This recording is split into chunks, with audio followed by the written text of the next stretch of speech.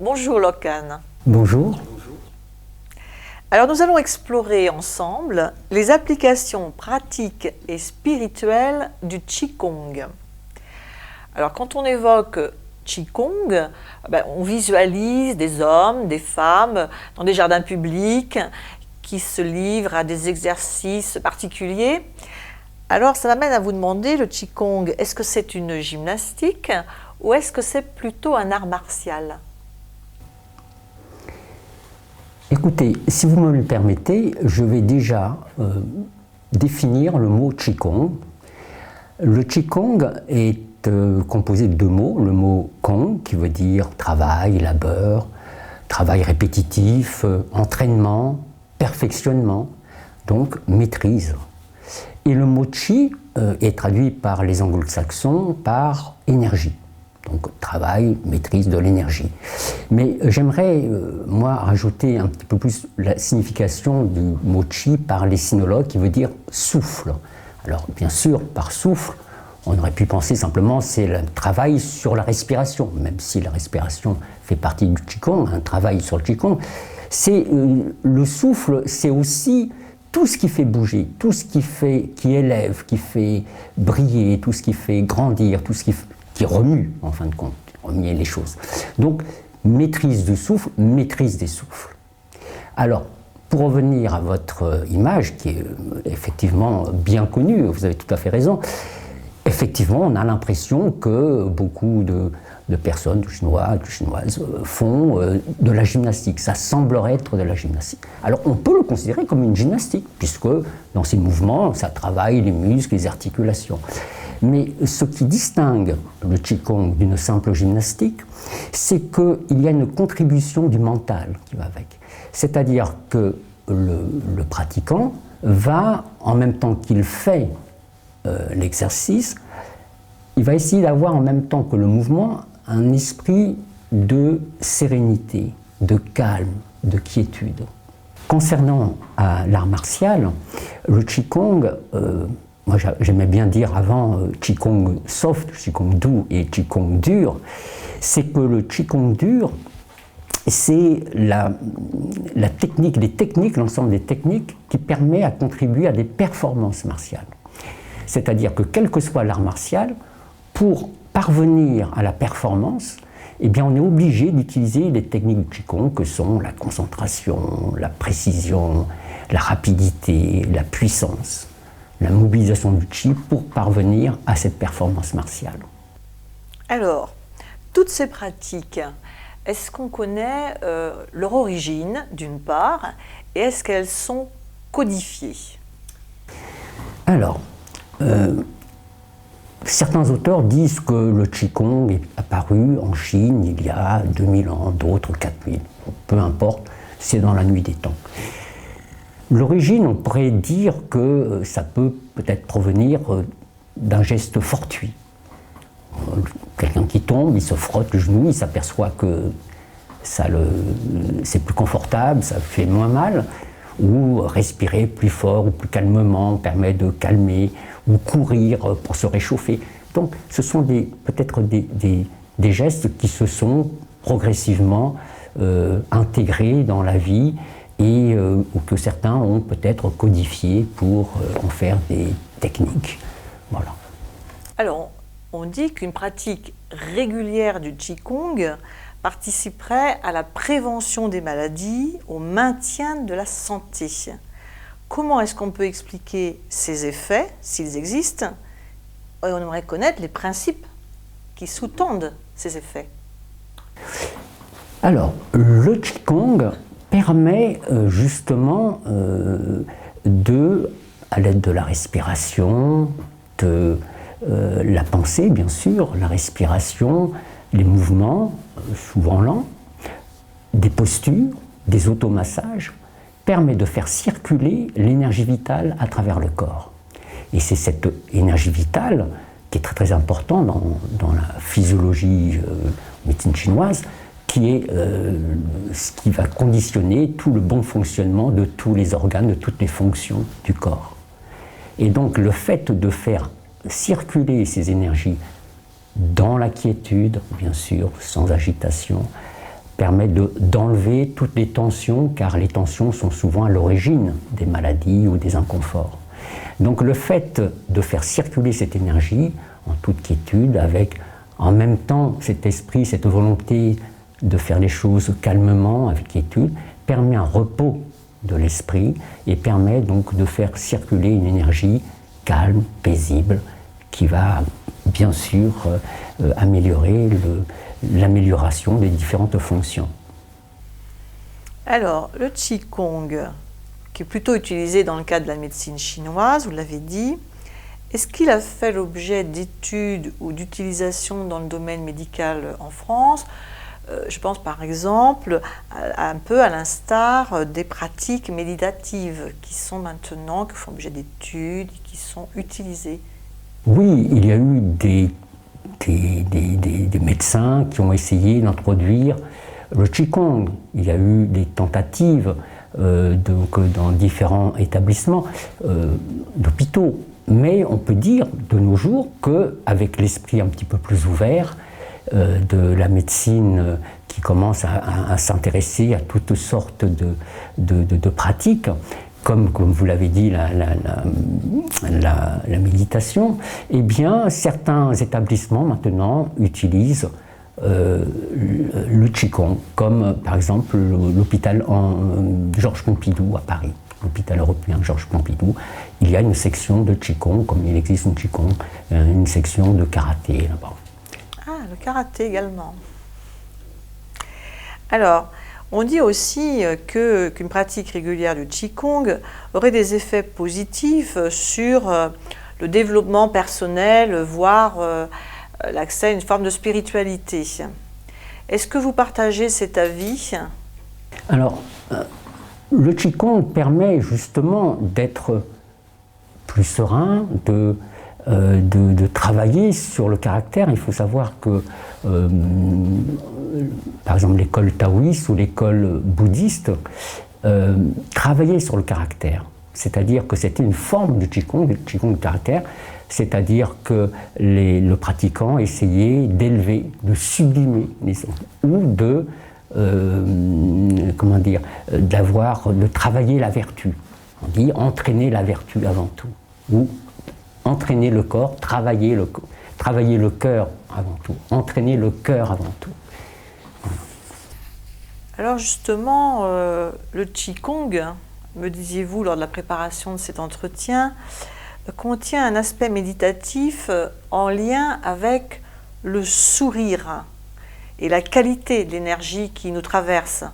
Est-ce que vous pouvez, pour ceux qui vont regarder cet entretien, nous le préciser?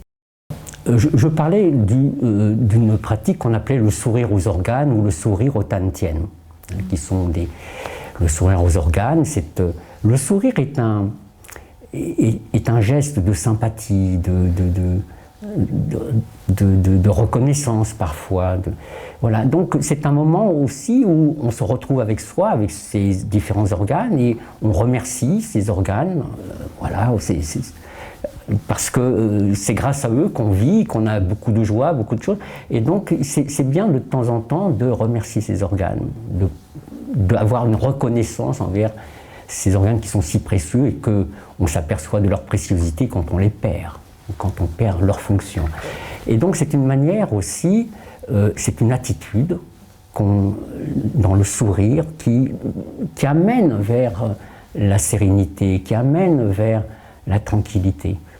Et donc le fait de sourire, et sourire aux différents tantiennes. Les tantiennes, ça s'appelle le champ de synapses, ce sont des langages alchimiques où il y a une espèce de travail, de transmutation des matériaux pour élever, pour augmenter la valeur de la matière que l'on veut transformer. Vous décrivez vraiment une véritable philosophie de l'être. Oui, les Chinois se sont aperçus que la sérénité, le calme, l'harmonie, les Chinois ont toujours été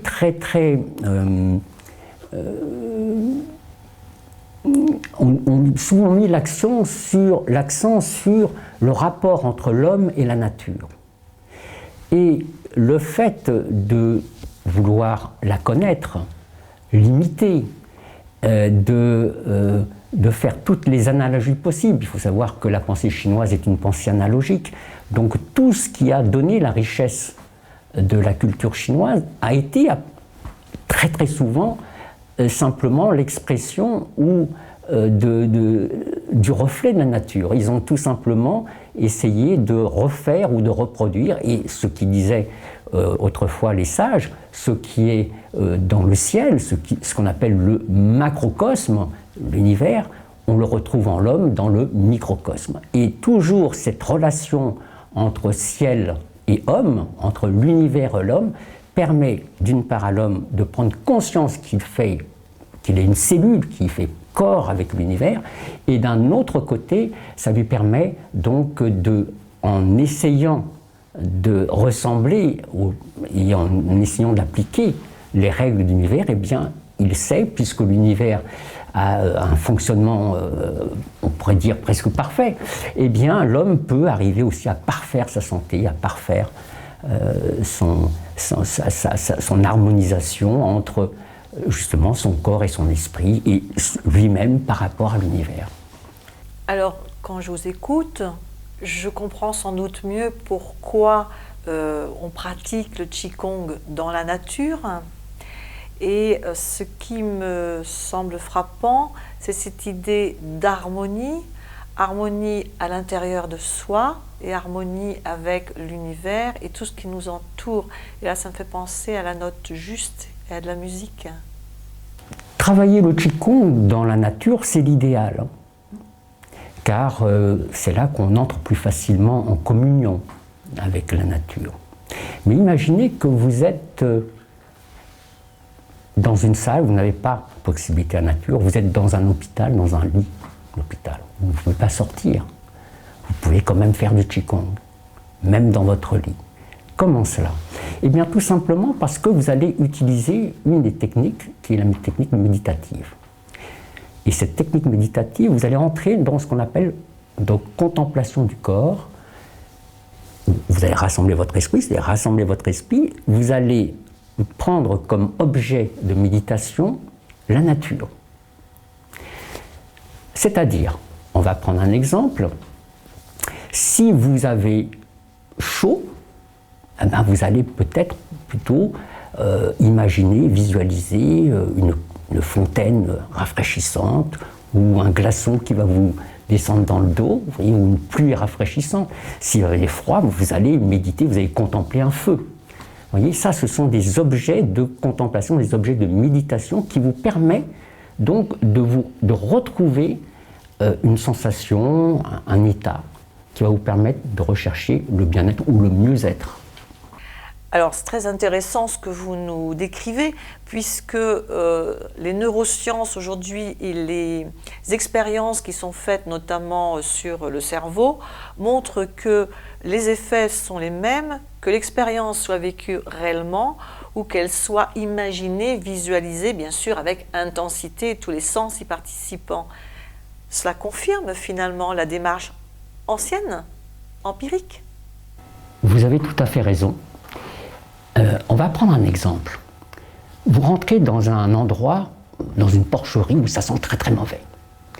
Vous allez avoir à un moment donné le cœur qui va se soulever, vous n'allez pas vous sentir bien. Ça, ce sont des réactions de vos neurones, tout ça, qui vont entraîner un état bien particulier. Cet état particulier va être enregistré. Et au bout de, admettons, 2 ans après, 3 ans après, vous vous rappelez, oui, au cours d'une excursion, vous avez visité cette porcherie et vous revoyez, en entrant dans cette porcherie, sentir cette odeur nauséabonde, tout ça. Et là, qu'est-ce qui va se passer? Vous allez avoir envie, peut-être à moindre intensité, mais vous allez avoir envie vous n'êtes pas bien. Donc vous avez reproduit un sentiment ou un mal-être. Eh bien, l'inverse est vrai. Ça veut dire que vous pouvez aussi reproduire des moments heureux. Et j'aime bien, dans mes pratiques, faire ce qu'on appelle la méditation du bonheur. Pourquoi la méditation du bonheur? Parce que quand vous êtes heureux, tout circule. les énergies circulent, vous vous sentez bien. Quand quelqu'un est heureux, on a l'impression que voilà, tout se passe bien dans le corps, tout se passe bien dans la tête, il se passe quelque chose. Eh bien, on peut, par la visualisation, par la méditation, vivre un moment de bonheur. C'est très facile, on a tous vécu un moment heureux. Et même si on n'a pas vécu, malheureusement, des moments heureux, on peut se le projeter. On peut visualiser qu'on va, ce qui est pour nous le bonheur. Le bonheur peut être différent pour chacun. Et c'est nos propres sens, les propres valeurs du bonheur que l'on va recréer. Et ça va amener un état de bien-être dans notre corps. Et ça, on peut le faire tous les jours. Ça ne coûte pas cher. On peut vraiment, vraiment, pour soi, pour son propre bonheur bien personnel, tel que nous l'envisageons, chacun pour soi, eh bien, se créer un petit moment de bien-être et en même temps, et ça c'est très important, relancer la physiologie du corps. Parce que on va revivre un moment heureux, on va créer un moment idéal pour la circulation de toutes les énergies, que ce soit du sang, de la lymphe, mais en même temps de l'énergie vitale, qui, elle, est responsable de toute cette bonne circulation du sang, de la lymphe et du souffle respiratoire. Alors, tout cela est bien attractif. Et est-ce que vous diriez que le Qigong est facile à pratiquer et quelle est la durée moyenne de son apprentissage? Alors, facile, tout dépend de son attitude. Si on est... vous avez des gens qui sont très speed, très hyperactifs, qui bougent beaucoup. Ils sentent qu'ils ont besoin de faire du Qigong. Donc s'ils sont ouverts, ça va être facile. Après, ce n'est qu'une question d'habitude. La facilité, ce n'est que des gestes répétitifs. Quand on a pris une habitude, c'est facile. Mais au début, avant de prendre une habitude, c'est très difficile. Ou de changer une habitude, c'est très difficile. Donc quelqu'un qui est très speed, mais qui ne veut pas changer, il dit « Ah, ça m'énerve, c'est trop lent, ça m'énerve. » Bon, c'est pas la peine. Là, cette personne, ça va être très difficile pour elle. Mais quelqu'un qui est tenté, qui veut découvrir ou qui aspire à la tranquillité, à la facilité, ça va être facile. Pourquoi? Parce qu'il va essayer de le faire tranquillement. On ne lui met pas la pression, il n'y a pas de pression. On a tout le temps, toute la vie pour le faire. Toute la vie pour le faire. Donc, c'est facile tant qu'on ne se met pas la pression. Il suffit de prendre des bonnes habitudes et au fur et à mesure, eh bien, le Qigong devient non seulement une habitude, mais un art de vivre. Merci beaucoup pour ces précisions et ce qui peut nous faire aspirer à cette sérénité que vous nous avez décrite. Écoutez, c'est un réel plaisir pour moi que de partager ma passion avec vous, avec le public.